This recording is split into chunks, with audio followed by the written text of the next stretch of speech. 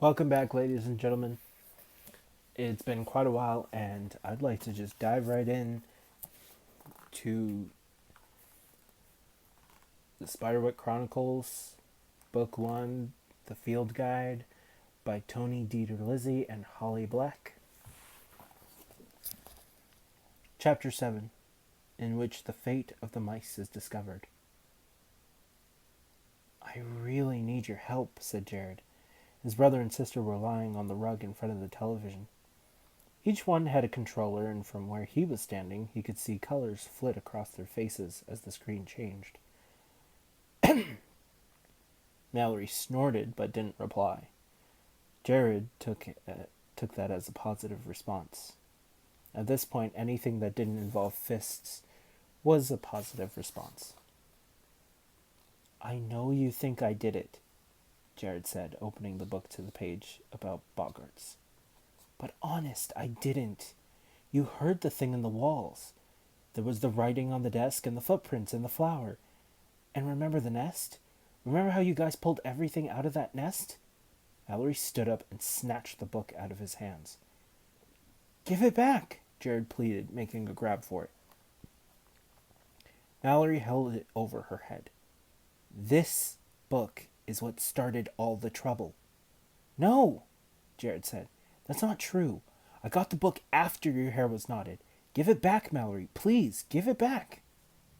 Now she held it in two hands, one on either side of the open book, and poised to rip it apart. Mallory, no, no! Jared was nearly speechless with panic. If he didn't think of something quick, the book was going to be in pieces. Wait, Mal, Simon said, getting up from the floor. Mallory waited. What help did you want, Jared? Jared took a deep breath. I've been thinking that if our messing up the nest is what got it upset, then maybe we could give it a new nest. I took a birdhouse and put some stuff in it.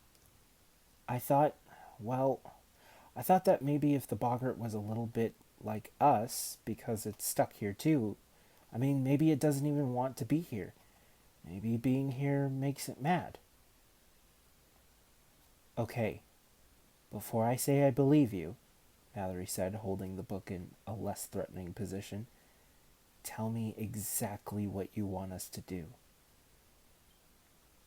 I need you guys to work the dumbwaiter, Jared said, so I can bring the house up to the library.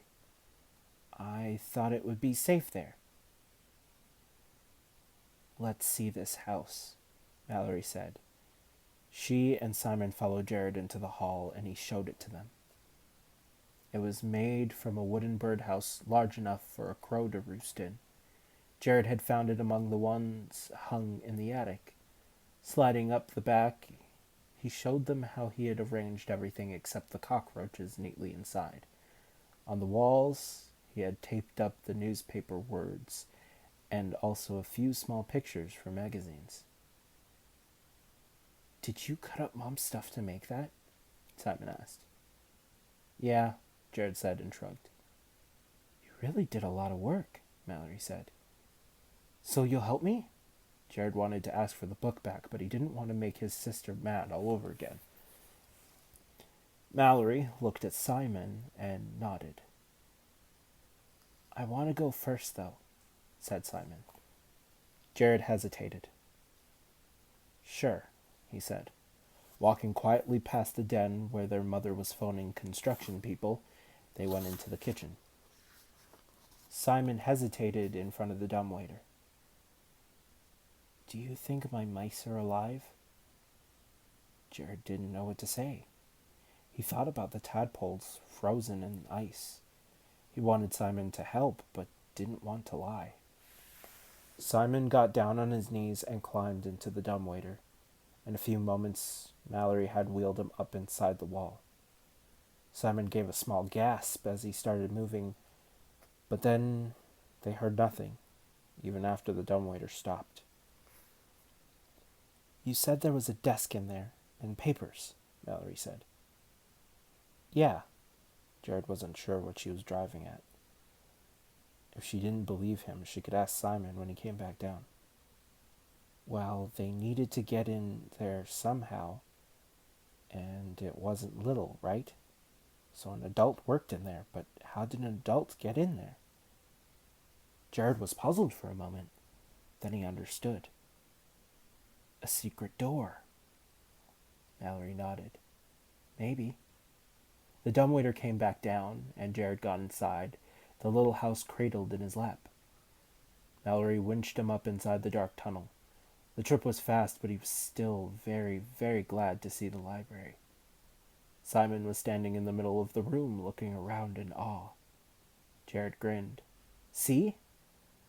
It's so cool in here, said Simon. Look at all these animal books. Thinking about the secret door, Jared tried to picture where he might be in relation to the rest of the rooms upstairs. He figured which direction would head toward the hall. Mallory thinks there's a hidden door, Jared said. Simon came over. There was a bookcase, a large picture, a cabinet in front of the wall Jared was looking at. Picture, Simon said, and together they took down the large oiled painting. It was of a thin man with glasses sitting stiffly on a green chair.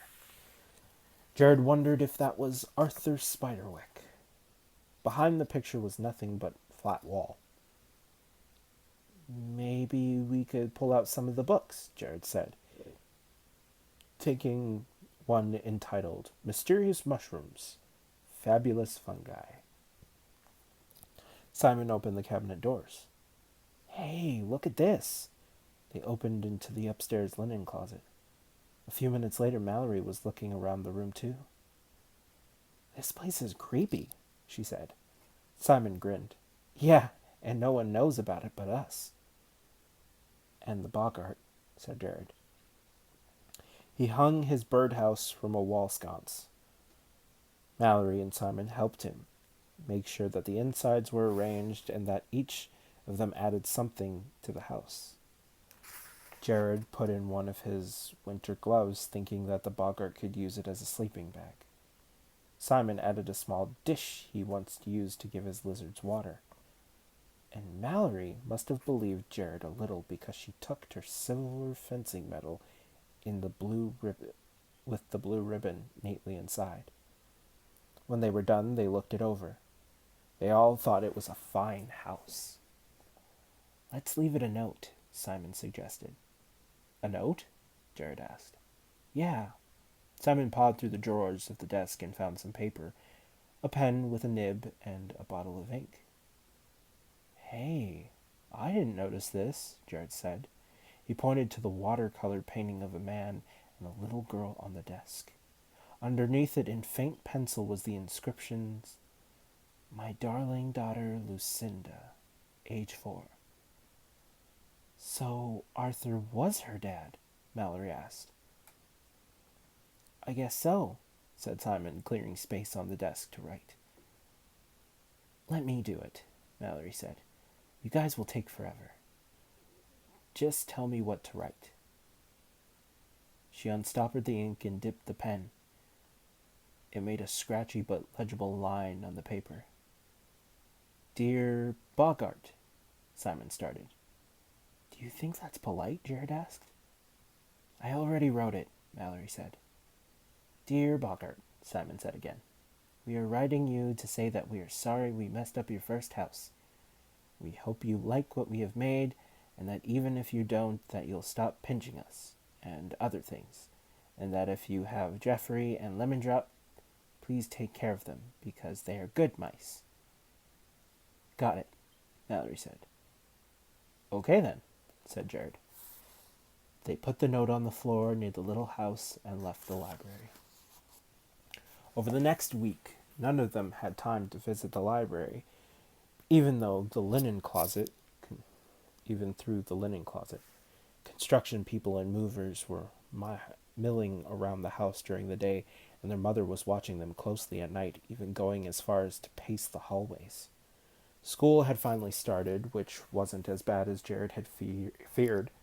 The new school was small, but it had a fencing team for Mallory, and no one was too mean to them their first couple of days there. So far, Jared had managed to behave. Best of all, there were no more night attacks, no more scuttling in the walls, nothing other than Mallory's shorter hair to make it seem like the whole thing had really happened. Except that Simon and Mallory were as eager to visit the room again as Jared was. They got their chance one Sunday when their mother went out shopping and left Mallory in charge. As soon as their mom's car pulled out of the driveway, they rushed to the closet. Inside the library, very little had changed. The painting leaned up against the wall, the birdhouse hung from the sconce, everything appeared to be just the way they left it. "The note's gone," announced Simon. "Did you take it?" Mallory asked Jared. "No," Jared insisted. There was the loud sound of a throat being cleared, and the three turned toward the desk. Standing on it, in worn overalls and a wide-brimmed hat, was a little man about the size of a pencil. His eyes were as black as beetles, his nose as large and red as he looked like the illustration from the guide. He was holding a pair of leashes that attached two gray mice that were sniffling the edge of the desk. "Jeffrey! Lemon Drop!" Jared squealed. "Thimbletack likes his new house well," said the little man. "But that's not what he's come to tell." Jared nodded, not sure what to say. Mallory looked like someone had smacked her in the face, but she hadn't figured it out yet. The mannequin went on.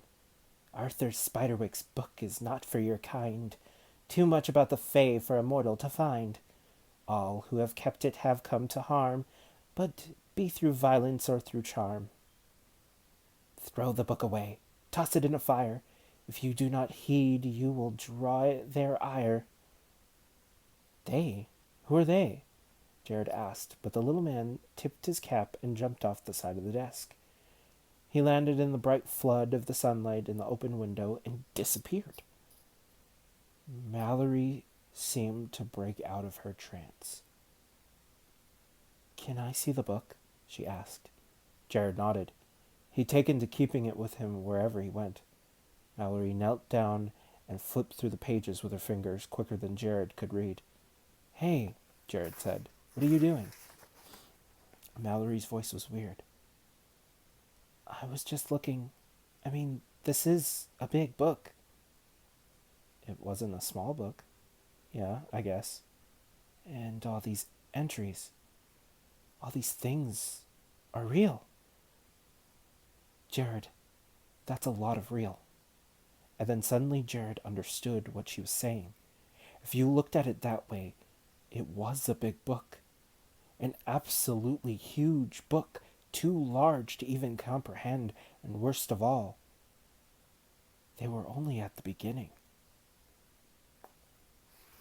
End of book 1. Thank you all for joining. And that was fun. And see, didn't take too long to get to the end. Thank you for listening. I hope you enjoyed. Please like, subscribe, share, the fun stuff. And until next time, I'll catch you later.